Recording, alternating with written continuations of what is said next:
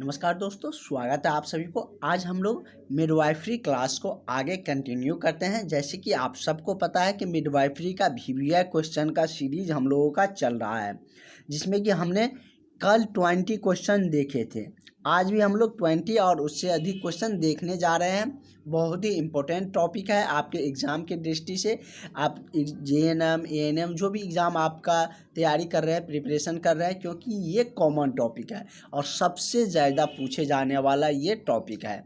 तो ज़रूर आप लोग इस टॉपिक को अच्छा से कवर करिए, क्योंकि इस टॉपिक से ज़्यादा सवाल आपको देखने को मिलेंगे। सारा नोट्स इससे पहले भी हमने मिडवाइफरी का लगभग 300 क्वेश्चन करवा चुके हैं। जो भी अभ्यर्थी अभी तक क्लास नहीं ज्वाइन किए हैं, तो वो सारे कैंडिडेट ज़रूर इस नंबर पर कॉल करके व्हाट्सएप करके क्लास में जुड़ जाइए। इस नंबर पर 70 50 87 29 96, जिसमें कि डेली आपको 6 से 7 इवनिंग में क्लास मिलते हैं। साथ ही जैसे ही आप क्लास में जुड़ते हैं, उसी समय आपको सारा नोट्स पीडीएफ मिल जाते हैं, जो कि आपको एग्ज़ाम में डायरेक्ट क्वेश्चन मिलेंगे। और आप अच्छे से प्रिपरेशन करते हैं तो निश्चित रूप से आपको जॉब लगेंगे। चाहे बिहार में जॉब करना चाहे, चाहे आप रेलवे का बहाली दिया है उसमें जॉब करना चाहे, चाहे यूपी का बहाली दिया है उसमें जॉब करना चाहे, जिसमें भी आपको जॉब करना रहेगा, आपका प्रिपरेशन अच्छा रहेगा तो निश्चित रूप से उसमें आपको जॉब होंगे और आपका मेरिट लिस्ट भी बनेगा। तो चलिए हम लोग बिना देरी किए क्लास को आगे कंटिन्यू करते हैं। और जैसे कि ये सारे नोट्स आप लोगों को, जो आप लोगों का क्लास का ग्रुप है, उसमें मिल जाएंगे।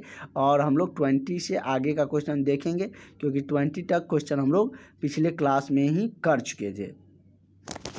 तो चलिए हम लोग का क्वेश्चन कर रहा है 21 क्वेश्चन है कि क्या कर रहा है कि एक महिला जिसने 5 बार, क्या कह रहा है कि एक महिला जिसने 5 बार या उससे अधिक बार बच्चे को जन्म दिया हो तो क्या कहलाती है। मतलब कहलाती है, यहाँ पर थोड़ा सा मिस्टेक हुआ है, लिख लीजिएगा। कहलाती है मतलब जो महिला 5 बार या उससे अधिक बार बच्चों को जन्म दिया है, तो उस महिला को क्या कहेंगे। अब अभी के सिनेरियो में इतना बच्चे तो कोई भी जो भी फैमिली मेम्बर होता है वो नहीं चाहते हैं, क्योंकि सबका अब एक ही थीम रहता है, हम दो हमारे दो। लेकिन पहले अमूमन ज़्यादा देखते होंगे, अभी भी आप सबके जो भी आसपास में होंगे तो देखते होंगे 5 या उससे अधिक भाई बहन होते हैं। तो इस तरीके से कह रहा है कि यदि एक महिला 5 बार या उससे अधिक बार बच्चे को जन्म दिया हो तो वो क्या कहलाती है। जैसे इसमें बहुत सारा ऑप्शन दिया है। जैसे इसमें दिया है कि नुल्लीपेरा या ग्रैंड मल्टीपेरा। तो देखो, ग्रैंड मल्टीपेरा मतलब क्या, कि ग्रैंड मतलब विस्तार होता है, मल्टी मतलब भी ज़्यादा होता है, एक से अधिक होता है।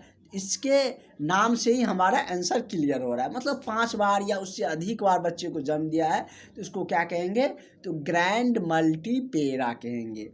उसका एक स्पेसिफिक नेम दिया जाता है, नेम है कुछ नहीं है, तो उसको क्या कहा जाता है, ग्रैंड मल्टीपेरा कहा जाता है। तो करेक्ट आंसर आपका ऑप्शन नंबर बी हो जाएगा। नेक्स्ट क्वेश्चन हम लोग चलते हैं। हमारा अगला क्वेश्चन क्या कह रहा है, यहाँ पर ये स्टॉप हो गया है क्या।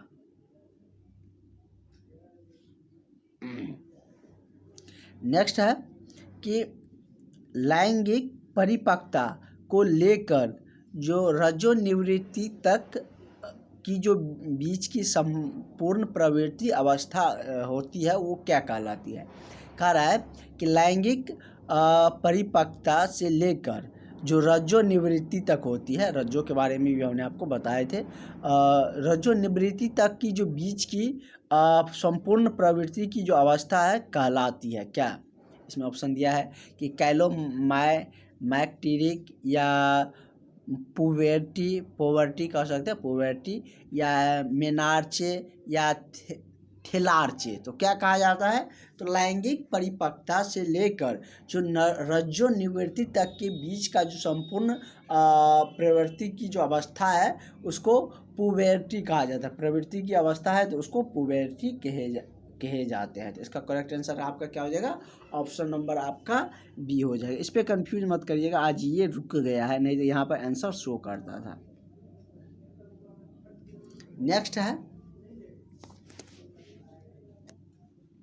नेक्स्ट आपका क्वेश्चन कह रहा है कि निम्न में से कौन सा अंतर अंतर्गत अंतर्गर्भाशयी वृद्धि अवरुद्ध का कारण नहीं है। मतलब कि जो अंतर्गर्भाशयी होती है उसकी वृद्धि के अवरुद्ध, जो बढ़ रहे हैं अंतर्गर्भाशय, उसको वृद्धि को मतलब कि अवरोध करता है, मतलब कि बढ़ने में रोकता है, वो कौन सा कारण नहीं है जो उसके वृद्धि का अवरोध नहीं करता है।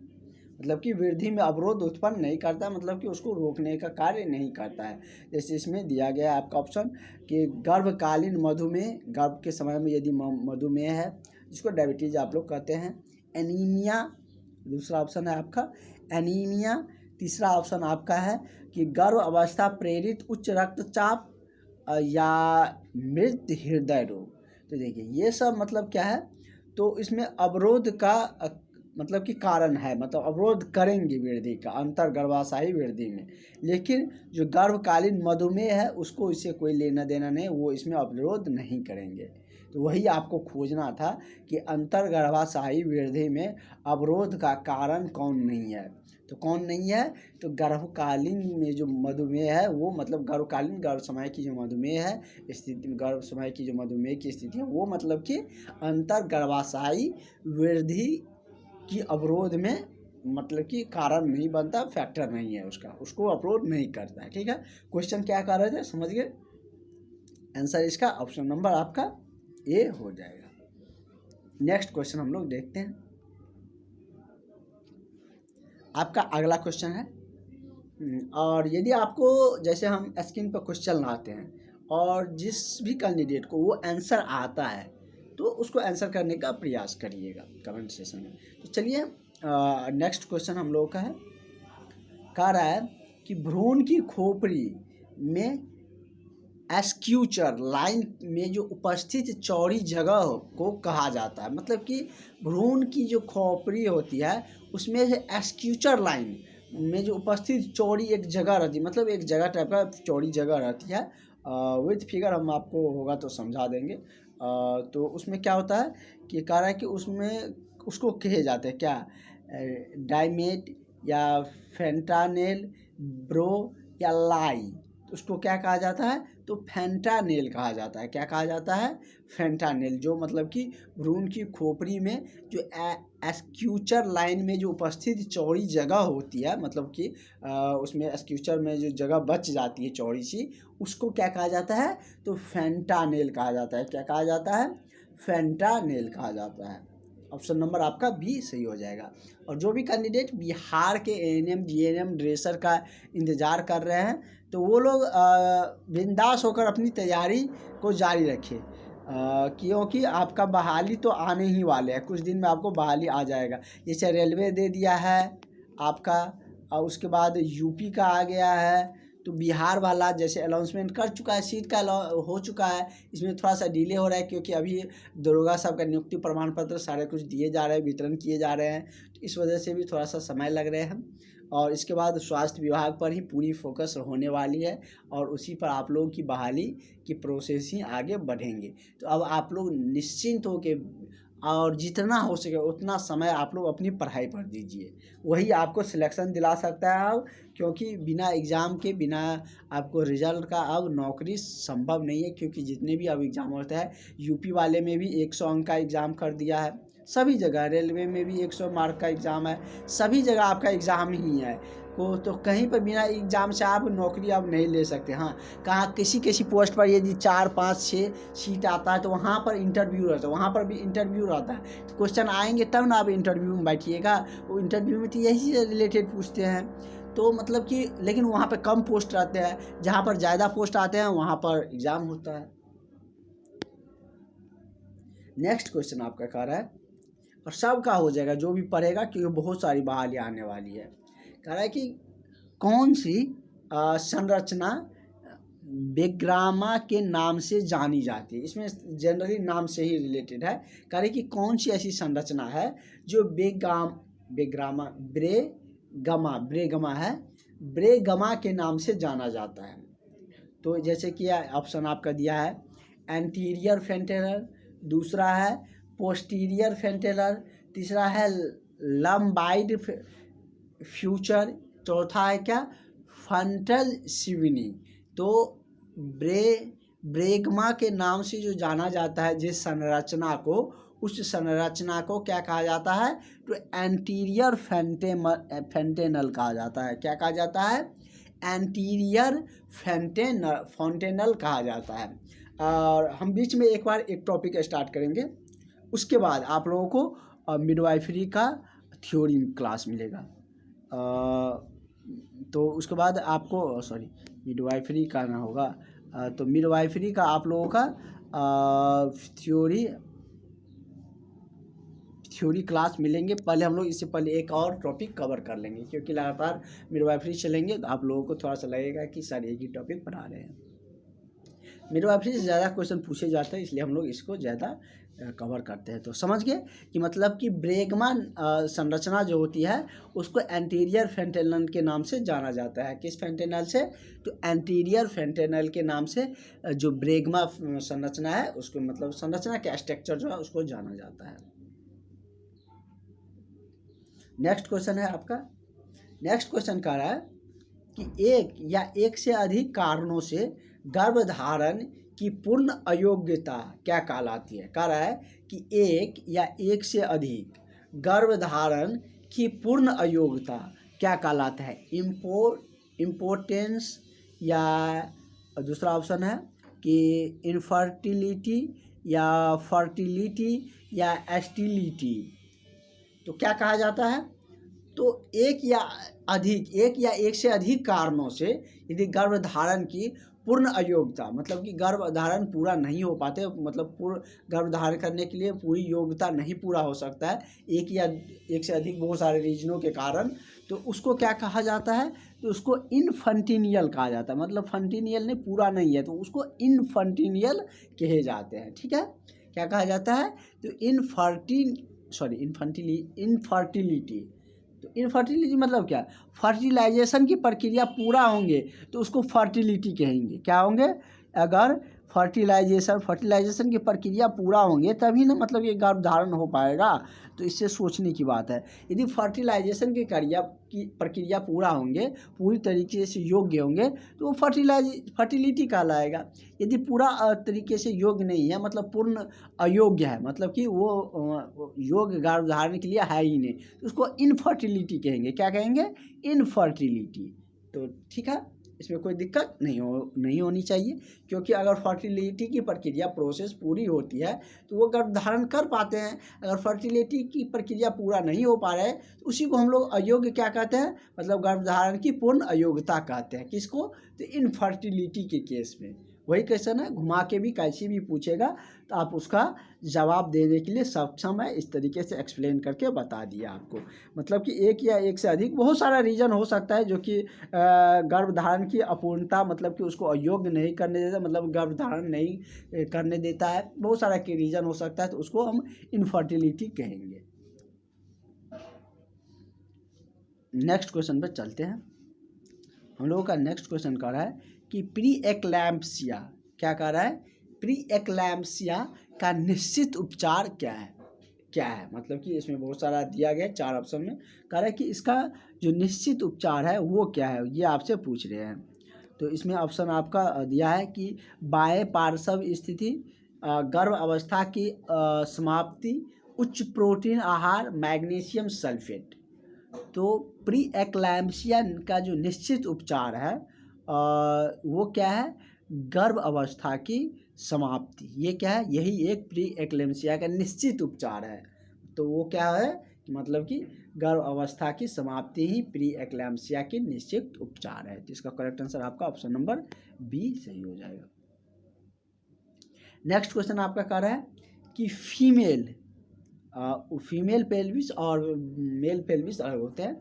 तो वही कह रहा है कि फीमेल पेल्विस का उच्चतम व्यास कितना होता है? व्यास आप लोग जानते हैं ना, जैसे क्या, मतलब कि कोई भी सर्कुलर डायग्राम है, उसका जो सबसे लंबवत दूरी होती है, जैसे यहाँ पर भी दूरी है, दो बिंदु को मिलाएंगे, यहाँ पर भी दूरी है 2 बिंदु को मिलाने पर, लेकिन सबसे बीच की दूरी यहाँ वाला क्या है? सबसे लंबी दूरी है 2 बिंदु को मिलाने पर, 2 स्पर्श रेखा को। तो 2 स्पर्श रेखा को मिलाने पर जो सबसे लंबा जो दूरी होती है वही क्या होता है? व्यास होता है। मैथमेटिकल टर्म में भी यही होता है, मतलब व्यास का परिभाषा होते हैं। वही कह रहा है कि फीमेल पेल्विस का उच्चतम व्यास अधिकतम व्यास होता है क्या? एंटीरियर पार्श्व व्यास या ट्रांसर्व व्यास या तिरछा व्यास या ऊपर जो सभी दिए गए मतलब कि ऑल ऑफ दीज। तो किस तरीके से होता है फीमेल पेल्विस का उच्चतम व्यास? तो इसका व्यास होता है ट्रांसवर्स व्यास होता है। कैसे? तो ट्रांसवर्स व्यास होते हैं। कैसे क्या है? जैसे क्या ये मतलब कि कोई रेखा है और ये इस पर लंबवत है तो उसको क्या कहते हैं? ट्रांसवर्स इसी को कहे जाते हैं। ठीक है, ऐसे है। ये क्या कहलाएगा? ट्रांसवर्स कहलाएगा। ये लॉन्गिट्यूडनल, ये ट्रांसवर्स कहलाएगा। ठीक है। होता क्या है वो बता दिए ना, ट्रांसवर्स व्यास। ट्रांसवर्स और लॉन्गिट्यूडनल ये सब मैथ फिजिक्स की टर्म है। वहाँ पर आप लोग इंटर में या टेंथ में तो नहीं, इंटर में ज़्यादातर यूज होते हैं, वहाँ पर पढ़े होंगे आप लोग। नेक्स्ट क्वेश्चन है कि स्तन में कह रहा है कि स्तन के उत्तक, क्या कह रहा है कि स्तन के उत्तक का सूजन क्या कहलाता है? स्तन के उत्तक में यदि सूजन आ जाता है तो उसको क्या कहे जाते हैं? तो जब स्तन के उत्तक में सूजन आता है तो उसको मेस्टाइसिस कहे जाते हैं। मैं क्या कहा जाता है? तो मेस्टाइसिस कहे जाते हैं। जब स्तन के उत्तक में सूजन होते हैं तो उसको मेस्टाइटिस के नाम से जाना जाता है। तो इसका करेक्ट आंसर आपका ऑप्शन नंबर सी हो जाएगा। नेक्स्ट क्वेश्चन आपका क्या कह रहा है? क्वेश्चन नंबर 30 कह रहा है कि भ्रूण परिसंचरता का वह भाग जो कि जन्म के पश्चात फोसा ओवेलिस बन जाता है। कह रहा है कि भ्रूण परिसंरचना का वह भाग जो कि जन्म के पश्चात फोसा ओवेलिस बन जाता है उसको क्या कहा जाता है? गर्भनाल धमनियाँ या डक्ट और आर्टेरियस या फोरोमेल ओरल या गर्भनाल नस। तो उसको क्या कहा जाता है? तो उसे कहा जाता है फोरमेन ओरेवल। क्या कहा जाता है? फोरमेन ओरेवल कहे जाते हैं। जब भ्रूण संरचना का भाग जो कि जन्म के पश्चात फोसा ओरेलिस बन जाता है तो उसको फोरामेन ओवेल कहे जाते हैं। क्या कहा जाता है? फोरामेन ओवेल का ओवेलिस बन जाता है तो उसको फोरामेन ओवेल कहे जाते हैं। मतलब कि फोरामेन ओवेल से वो फोसा ओवेलिस बन जाता है। ठीक है। नेक्स्ट क्वेश्चन हम लोगों का कह रहा है कि निम्न में से क्या कह रहा है कि निम्न में से कौन सा हालत गर्भ अवस्था में मूत्र पथ के जो मूत्र मार्ग है उसके संक्रमण के लिए जोखिम कारक नहीं है? मतलब कि इनमें से कौन सा ऐसा हालत है या कौन सा ऐसा रोग है, मतलब कौन सा इसमें जो दिया गया है वो मतलब कि गर्भ अवस्था में मूत्र के पथ जो मूत्र नल होता है मूत्र मार्ग होते हैं उसमें संक्रमण के लिए जोखिम का कारक नहीं है, मतलब उससे कोई खतरा नहीं है मूत्र मार्ग में। ये आपसे पूछ रहा है। जैसे कि मधुमेह, उच्च रक्तस्राव, और उसके बाद आपका दिया गया है कि वेसिकोलेटिस रिफ्लेक्स या सिकल सेल एनीमिया। तो संक्रमण के लिए जोखिम कारक नहीं है। तो वो कौन सा है? तो उच्च रक्तस्राव जो होती है वो मतलब कि गर्भ अवस्था में मूत्र पथ के संक्रमण में जोखिम कारक नहीं है, क्योंकि उस समय मतलब कि जब द्वितीय प्रसव में जाते हैं तो उस दौरान ब्लीडिंग होते हैं। अगला हम लोग का क्वेश्चन है कि पीएच से रिलेटेड है। कह रहा है कि ये केमिस्ट्री का ही समझ सकते हैं और केमिस्ट्री और वायु के रिलेट करके है कि निम्न में से कौन सी वीर्य संश्लेषण शून्य क्या कह रहा है? शून्य असामान्य है। मतलब कि शून्य असामान्य है, मतलब कि उसका जैसे कि शुक्राणु मात्रा का 5 ml, शुक्राणु एकाग्रता का 30 ml या शुक्राणु गतिशील का 50% से सामान्य रूप से 60% तक या pH 6.5 तक।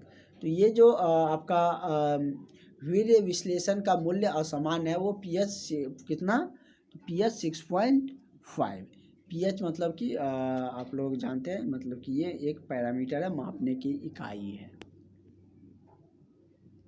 अगला कह रहा है कि लेटेड फेज और अलर्ट लाइन एवं क्रिया रेखा आदि शर्तें किस संदर्भ में प्रयुक्त होता है। कह रहा है कि लेटेड फेज या अलर्ट लाइन एवं क्रिया रेखा आदि शर्तें किस संदर्भ में प्रयुक्त होता है? बायोफिजिकल प्रोफाइल में, या गैर तनाव परीक्षण में, या एमनियासेंटेसिस में, या पोर्टोग्राफ में। तो पोर्टोग्राफ क्या है? फोटोग्राफ को लेकर कल एक स्टूडेंट ने क्वेश्चन पूछा था। फोटोग्राफ क्या है? मतलब कि एक चार्ट होता है जो कि मतलब कि एक पेज पर बनाया जाता है, गर्भ अवस्था की स्थिति को दिखाता है, कितना क्या डेवलपमेंट है, क्या कुछ हुआ है। फोटोग्राफ में उसमें ग्राफ, जैसे क्या कोई ग्राफ में रिकॉर्ड करके ऐसे ऐसे बताया जाता है ना, वही एक तरीके से ग्राफ होता है। जैसे कि इस पेज पर ग्राफ दिया रहेगा, उस तरीके से यहाँ पर उसका सारा कुछ लिखा रहेगा, PSC लिखा रहेगा कितना है, सारा कुछ उसमें डिटेल लिखा रहता है। मतलब कि जो भी गर्भावस्था में परिवर्तन हुए हैं, कितना डेवलपमेंट हुआ है, उसका सारा डिटेल्स उसमें उस ग्राफ में, उस चार्ट में लिख दिया जाता है। तो उसी को फोटोग्राफ कहे जाते हैं। ठीक है, इसका होगा तो कल हम लोग चर्चा भी करेंगे। और इसका यही आंसर भी हो जाएगा। मतलब कि लेटेड फेज, अलर्ट लाइन एवं क्रिया आदि जो शर्तें होते हैं वो संदर्भित किससे होते हैं? तो ये संदर्भित होते हैं, ये सब फोटोग्राफ में इंडिकेट, मतलब वहाँ पर बताया है, तो वहाँ पर मतलब कि उसमें डिनोट किया जाता है, सूचित किया जाता है। लेटेड फेज, अलर्ट लाइन की क्रिया, ये सारे कुछ वहाँ पर संदर्भित रहता है फोटोग्राफ में। तो करेक्ट आंसर इसका ऑप्शन नंबर डी हो जाएगा। और इस क्वेश्चन को आज हम लोग यहीं पर स्टॉप करते हैं, इसको कल और ग्राफ के जरिए एक्सप्लेन करेंगे। ठीक है, तो मिलते हैं नेक्स्ट क्लास में। Thank you.